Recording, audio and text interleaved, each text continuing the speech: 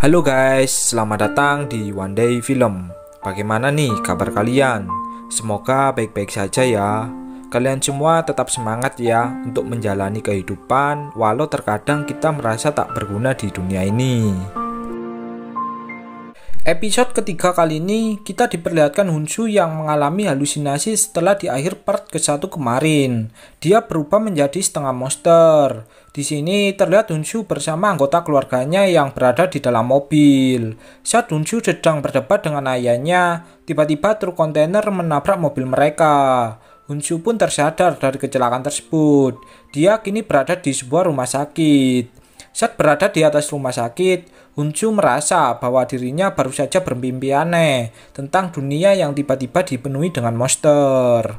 Saat berjalan pulang, seketika orang-orang yang ditemui Hunsu di jalanan menghilang secara misterius. Di sini Hunsu melihat dirinya yang sedang berbicara kepadanya. Dia mengatakan, bukankah Hunsu menginginkan semua orang di dunia ini untuk lenyap? Dan ternyata itu semua hanyalah halusinasi Hunsu saja. Kembali ke Hunsu di masa sekarang, di sini dia berusaha menghentikan monster golem yang ingin menyerang anak-anak. Hunsu pun menyuruh anak-anak untuk segera lari. Seketika monster golem itu pun mengajar Hunsu hingga babak belur. Tepat pada waktunya, Jaehoon dan Jisoo pun tiba di tempat kejadian. Di sini mereka berusaha menyelamatkan Hunsu yang tengah babak belur. Hunsu kemudian memohon kepada Jisoo dan Jaehoon agar mau membantunya menolong anak-anak. Hunsu pun memohon kepada mereka berdua agar mau membantunya. Lalu diperlihatkan Sang-woo yang sepertinya dia memiliki dendam dengan seseorang. Terlihat raut wajahnya yang begitu serius, seperti ada sebuah masalah. Kembali ke anak-anak, di sini sang kakak pun berusaha menenangkan adiknya yang tengah ketakutan. Saat mereka hendak melanjutkan perjalanannya, tiba-tiba muncul monster berkepala setengah. Monster itu pun berjalan sesuai suara yang didengarnya. Di sisi lain, Hunsu, Jisoo, dan Jaehoon bersiap untuk menyelamatkan anak-anak yang diburu oleh monster golem. Anak-anak tersebut pun merasa ketakutan. Saat mereka berencana untuk kembali turun ke bawah, tiba-tiba monster golem sudah berada di belakang mereka. Monster setengah kepala yang mendengar suara dari monster golem pun kemudian menjalarkan tangannya menembus dada dari monster golem tersebut.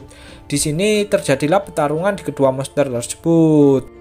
Perkelahian mereka ini gua namai pertarungan monster golem dan goblin. Hunsu yang mendengar suara dan getaran yang begitu keras menganggap bahwa sedang terjadi sesuatu dengan monster tersebut. Mereka pun bergegas untuk naik ke atas. Kembali ke pertarungan golem dan goblin. Di sini pertarungan mereka dimenangkan oleh monster golem. Maklum kalah besar, jadi keimbang. Kembali ke anak-anak, di sini sang kakak mencoba menenangkan adiknya dan menyuruh untuk terus berjalan. Namun tak disangka monster golem kini sudah berada dekat dengan mereka. Saat monster golem itu hendak memakan anak-anak tersebut, tiba-tiba muncul ibu-ibu si pendorong kereta bayi.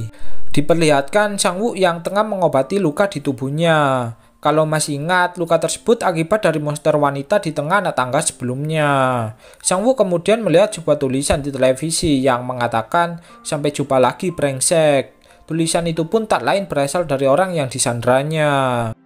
Kemudian kita diperlihatkan Hye-kyung yang sebelumnya tengah memeriksa area kelistrikan. Terlihat dia sepertinya sedang ditarik oleh salah satu monster. Kembali ke anak-anak, ibu pendorong kereta itu pun mengatakan bahwa jangan mengganggu anak-anak. Tak lama kemudian terlihat siaran langsung di televisi yang dilakukan oleh Pak Presiden di negara tersebut. Bukannya memberikan siaran positif, presiden itu malah berubah menjadi monster dan mengatakan bahwa mereka semua akan mati. Emang kampret nih presiden. Warga yang melihatnya pun menganggap bahwa dunia sudah berakhir atau kiamat. Mereka semua pun saling panik satu sama lain. Kembali ke anak-anak dan ibu pendorong kereta, di sini ibu-ibu tersebut tengah pingsan setelah terkena pukulan dari monster golem. Ibu tersebut pun berhalusinasi melihat bayinya yang kini masih hidup. Tiba-tiba monster golem itu pun menginjak kereta bayinya dan ibu itu pun merasa sangat marah. Monster golem tanpa basa-basi pun kemudian melayangkan beberapa pukulannya ke arah ibu tersebut. Hunsu dan kawan-kawan pun tiba di tempat kejadian. Di sini dia memanggil anak-anak untuk segera pergi dari sana. Usaha mereka pun diketahui oleh monster golem. Saat monster golem ingin mengejar mereka, Ibu-ibu sebelumnya pun bangkit dan dia pun dipastikan berubah setengah menjadi monster. Jihoon kemudian menyuruh Honshu untuk pergi terlebih dahulu. Di sini dia akan mengajar monster golem tersebut. Jihoon kemudian memancing perhatian monster golem itu agar dia mau mengikutinya. Di sisi lain, Jisoo berusaha menyelamatkan ibu-ibu yang masih setengah menjadi monster. Kembali ke Honshu dan anak-anak, di sini mereka sudah tiba di kamar milik Dusi. Dusi pun tersenyum. Dia seakan tak percaya dengan usaha dari Honshu. Kembali ke Jihoon dan monster golem yang lagi asik bermain kejar-kejaran. Di sini Jihoon pun terjebak dengan jalan buntu. Dia pun memiliki sebuah ide dengan menjatuhkan monster golem tersebut dari lantai atas apartemennya itu. Dan benar saja usahanya pun berhasil.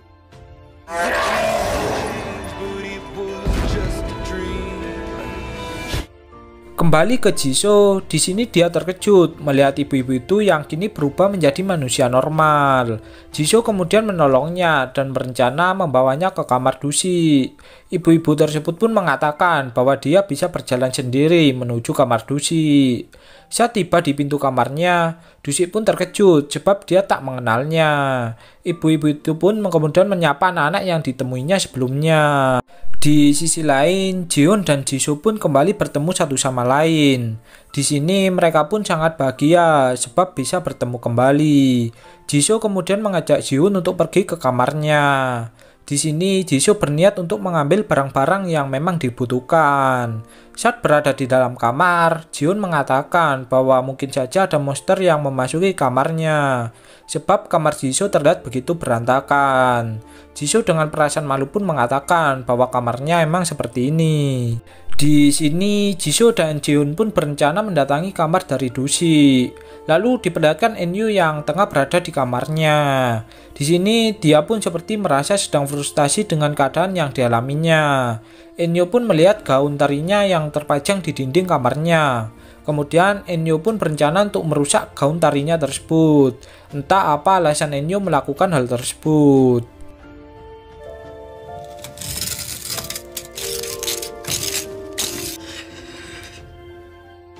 Beralih ke kamar Dusi, di sini mereka semua pun sudah berkumpul satu sama lain.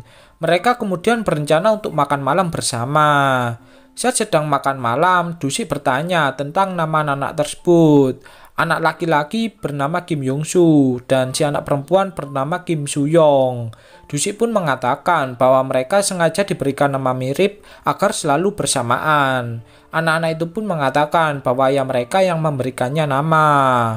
Seketika keadaan di ruang itu pun menjadi hening. Dusi kemudian menghidupkan suasana di ruangan itu dengan memberikan bir kepada Jihoon. Akan tetapi Jihoon pun menolaknya. Jisoo yang melihatnya pun kemudian menyaut bir tersebut dari Dusi. Dusi kemudian mengambil bir lagi dan berencana memberikannya kepada Honshu. Akan tetapi Honshu menolaknya dan mengatakan stay halal brother. Dusi pun tersenyum dan mengatakan bahwa dia akan memberikan Honshu bir jika sudah dewasa nantinya. Beralih ke Yikyung yang terlihat sedang terkena jaring laba-laba. Di sini Yikyung pun berencana untuk menyelamatkan dirinya. Lalu diperlihatkan Enyo yang didatangi oleh beberapa warga yang mengatakan bukannya di arena kelistrikan ada sebuah monster yang menakutkan. Enyo pun hanya bisa terdiam saja. Kembali ke kamar Dusi, di sini Honshu dibangunkan oleh Jisoo dan menyuruh Honshu untuk bergantian berjaga. Sebelum pergi, Jisoo mengatakan bahwa jika dirinya berubah menjadi monster, maka bunuhlah aku. Honshu pun bingung apa yang dikatakan oleh Jisoo. Jisoo kemudian mengatakannya lagi bahwa jika salah satu dari mereka berubah menjadi monster, maka mereka harus sepakat untuk membunuhnya. Lalu diperlihatkan si Pak Tua swalayan yang mengunci pintunya. Di sini Pak Tua itu begitu serakah. Dia tak mau seluruh makanan di tokonya diambil secara gratis. Beberapa saat kemudian datang seorang pria yang membawa sebuah koper.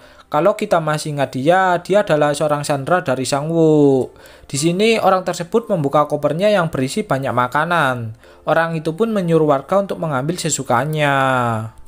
Saat sedang mengecek sebuah operator apartemen, Enyo tak sadar jika ibu-ibu sebelumnya masuk ke ruang operatornya.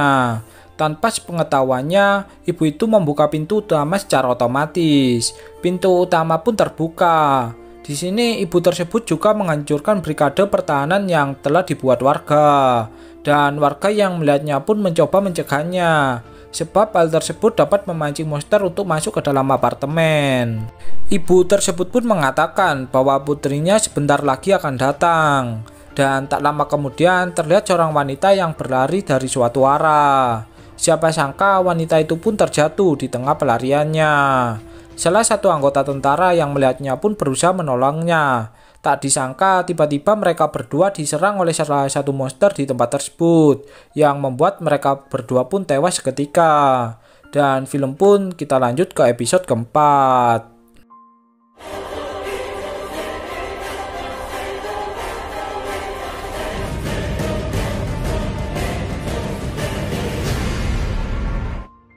Episode keempat dibuka dengan diperlihatkan sekumpulan warga yang merasa terkejut dengan kejadian sebelumnya. Saat Enyo ingin menutup kembali pintu tersebut, tiba-tiba lidah monster tersebut menjalar ke arah mereka semua. Untung saja lidah itu tak mengenai Enyo. Si ibu-ibu itu pun menangis dengan perasaan yang sangat sedih karena kematian anaknya. Dia pun menganggap bahwa kematian anaknya adalah ulah dari Enyo yang tak mau membukakan pintu utama. Lalu kita diperlihatkan semua orang yang berada di kamar Dushi. Di sini Jisoo dan Jihoon pun berencana untuk pergi ke lantai 1. Sebab sebelumnya terdapat pengumuman bahwa lantai 1 aman sebagai tempat mengungsi. Hunsu kemudian menawarkan dirinya untuk ikut bergabung bersama Jisoo dan Jihoon. Mereka pun menyetujuinya. Sebelum pergi, Yongsu mengatakan kepada Hunsu agar berjanji untuk kembali. Hunsu yang mendengarkannya pun kemudian tersenyum ke arah Yongsu, dan mereka pun pergi dari sana. Kemudian kita beralih ke seorang pak tua dan anaknya yang sepertinya mereka sedang ingin berpergian dari kamar apartemennya tersebut. Di sini mereka berdua juga berencana untuk pergi ke lantai 1 untuk mengungsi. Kembali ke warga di lantai 1, di sini mereka merasa tak tega dengan ibu-ibu yang menangis akibat kehilangan putrinya. Mereka pun ikut berduka cita atas kematian anak dari ibu tersebut. Lalu diperlihatkan Yikyung yang tengah berusaha melepaskan diri dari jaring laba-laba yang mengikatnya. Kampret nih monster, banyak banget jenisnya. Di sini Yikyung berusaha melarikan diri lewat atap lorong di ruangan tersebut.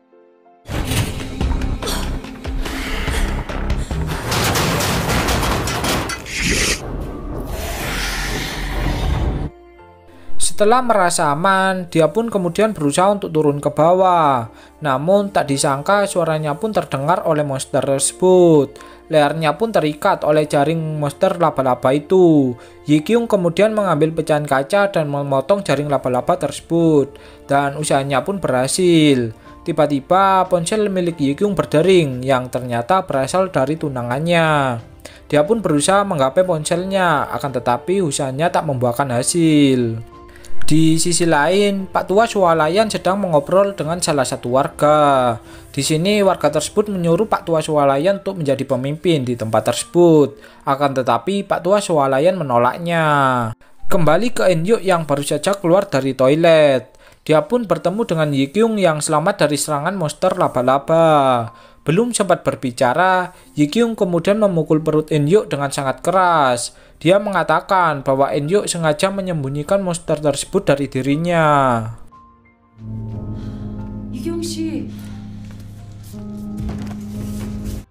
Kemudian sebuah suara peringatan tanda bahaya di kota tersebut berbunyi keras. Tiba-tiba sebuah siaran langsung di televisi menginformasikan bahwa virus tersebut tak dapat menular.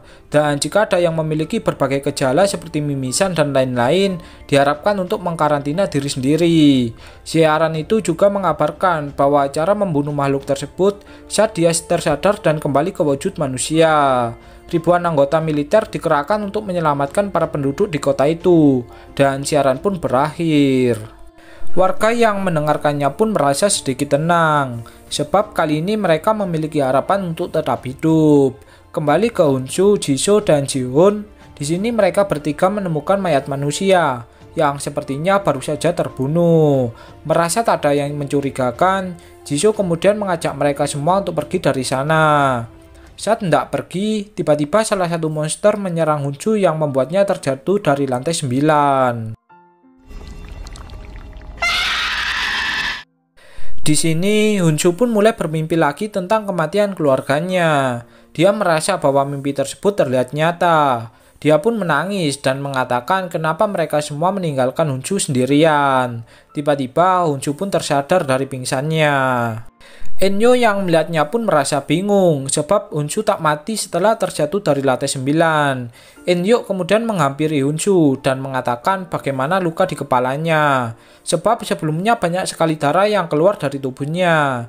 Saat Hunsu mengecek kepalanya, anehnya tak ada bekas luka sedikit pun di tubuhnya. Enyo kemudian membawa Hunsu ke sebuah tempat di lantai 1. Akan tetapi Pak Tua swalayan menolak keberadaan monster di tempatnya sebab akan membahayakan semua warga. Pak Tua itu pun mengusir Hunsu untuk pergi dari tempat tersebut. Merasa keadaan memanas, Enyo kemudian melakukan voting, yaitu persetujuan Hunsu tinggal atau diusir. Lagi-lagi Pak Tua swalayan membuat ulah dan mengatakan bahwa tak perlu adanya voting. Mereka semua pasti ingin Hunsu pergi, akan tetapi tak ada warga yang menanggapinya. Enyo kemudian mengangkat tangannya dan memberikan jari tengah ke Pak Tua swalayan tersebut.